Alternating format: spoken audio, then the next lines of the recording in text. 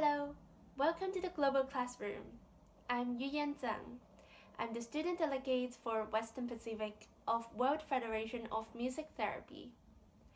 Following the first lecture with the regional liaison for Eastern Mediterranean, I'm excited to introduce our second lecturer, who is the regional liaison for Western Pacific, Miss Vivian Chen. Hi, Vivian. Hello, Yuyan.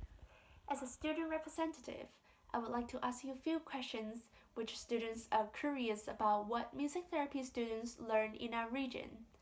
First of all, what type of clinical experience do students get while in school? So, just to start us off, a brief overview about music therapy training programs in the Western Pacific region. Currently, only Korea, Japan, China, Taiwan, and recently Hong Kong offer music therapy training programs in this region. So, first of all, in Korea, students' experiences differ from school to school. The National Association of Korean Music Therapists requires students to gain a minimum of 180 hours of practicum experience and 860 hours of internship experience.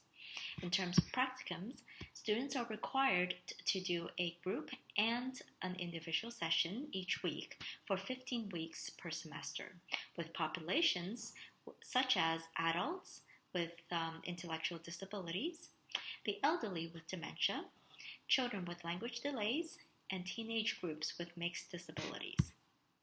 In terms of internship experience, students work with similar populations as I've mentioned above, and in addition to rehabilitation work at hospitals using NMT, palliative work at hospices, and other palliative care settings.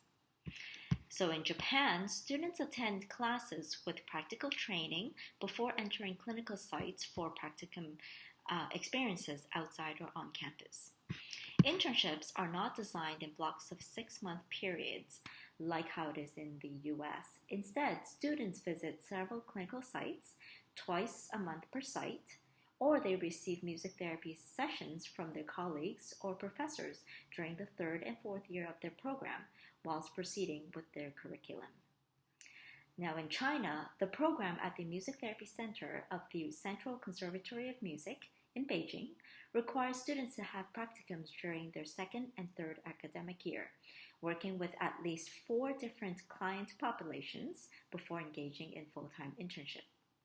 Practicum experiences are commonly offered as volunteer work, and internship experiences are usually arranged by schools for students.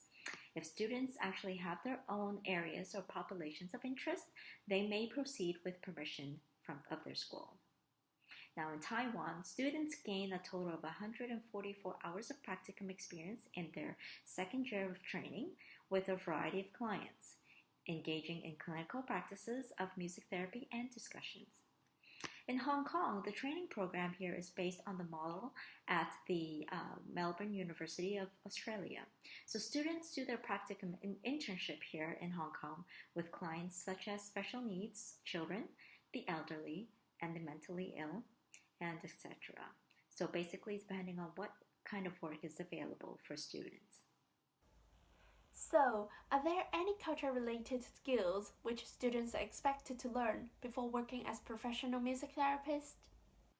Now, in Korea, learning unfamiliar repertoire has actually been the main culture-related skill to acquire in order to accommodate and serve clients from other culture and ethnic backgrounds.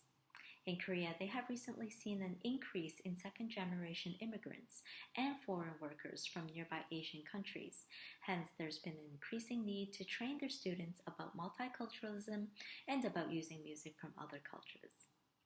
In Japan, becoming familiar with culture-specific manners is an important skill to have, especially when introducing music therapy services at a setting for the very first time. Some students receive lessons in traditional Japanese instruments like the Japanese drums, Japanese flute, and the shamisen, a guitar-like instrument. They learn a lot about popular Japanese songs, both old and new, which are related to the lifestyle of Japanese people.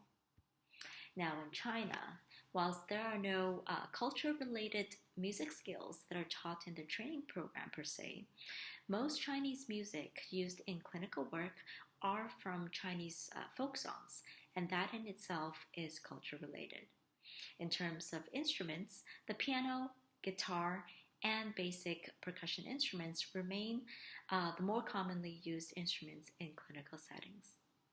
In Taiwan, in order to serve local clients from across the lifespan, students are trained to use songs and improvise in different Chinese dialects that are common to the different age groups. So, for example, learning Taiwanese and Hakka songs for the elderly population. So, as we can see, the meaning of working with cultural sensitivity may look very different from country to country within our region. I see. So, are there any new cutting edge ideas or practices in the Western Pacific region right now? If so, are there academic programs teaching them? In terms of cutting edge ideas and practices, in Korea, researchers are working on a variety of topics and research areas. Um, it's kind of hard to say whether they are cutting edge per se. In a way, it depends on the definition of cutting edge. Um, Currently, these areas of research are not exquisitely unique in that it requires specific training in. So, I guess, hence, in that sense, it may not be cutting edge. Um, but in China, students are currently working on a new program named the Psychological Intervention for Home Parked Children. So these are children who live in the countryside while their parents work out in larger cities, quite a distance away. So I actually personally find this to be an interesting topic. Potentially, I would love to write about this in our next regional liaison blog. So stay tuned. The last question is: are there any instruments or styles used in music therapy or taught in schools that are unique to the Western Pacific region? Well, in general, I would say that nowadays much of this world's music is very much influenced by the Western style of music. So much more reason for us to work harder to preserve our own cultural music and instruments, particularly the use of them. So, for example, in Korea, although they don't teach traditional Korean music in their music therapy program, they do use some traditional Korean percussion instruments in their music therapy rhythm band and their drum circles because they are easy to play, purchase, and manage. So the instruments, some of the instruments include the sogo, buk, and the jongu.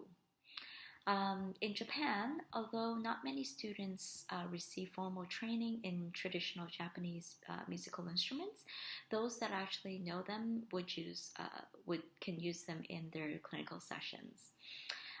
So just to finish off, I will name a couple of popular songs that music therapists in Japan would use in their clinical sessions. So, for example, they may be the Furusato, which means homeland, and the Hoshikojen no Warutsu, which is the waltz in the shadow of stars.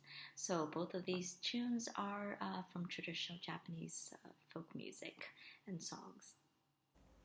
Thank you very much, Vivian. Thank you, Yuan. The next lecture will be about music therapy education in Africa. Stay tuned and see you soon.